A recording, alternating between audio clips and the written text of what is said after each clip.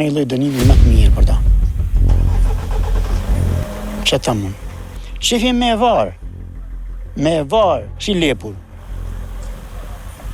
Nuk di që ta. Me varë pra, si shenë. Edhe shenë është në me varë. Ai tjetë dënimi për ta. Durrësi është tronditur ditën e djeshme nga një krim në familje, ku djali vrau babain e tij. Vëllai i viktimës e mori lajmin se kush ishte autori i krimit gjatë intervistës direkte me gazetaren e Shqipëria Live, Semiliana Azizi. Ai u shpreh se është i shokuar nga kjo ngjarje e rëndë, teksa më pas zbuloi se i vllai ishte njeri që i ndihmonte të gjithë.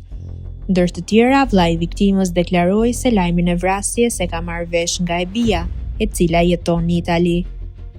Nuk dim asnjë lloj shqetësimi. Ka qenë jashtë djali, ka ardhur përpara 3 ditësh, kemi varosur nënën.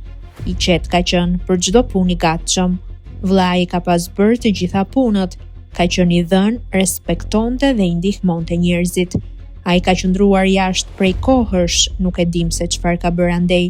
Para 4 ose 5 muajsh është rikthyer në Shqipëri. Me vllain fola një ditë përpara krimit. Ishim në 3 ditëshin e vdekjes së nënës, ishim në fshatin kur është bërë varimi dhe hëngrëm drek. Më pas u kthyem. Njoftimin e ka marrë nga vajza që është në Itali. Më mori në telefon. Mos i raft asnjëri ta provoj. Vllai nuk më ka shprehur asnjë shqetësim. Për vdekjen e nënës ka qenë shumë i tronditur, në asnjë vdekje nuk ka qenë kështu. Kam thënë si ka mundësi që e lëshoj veten.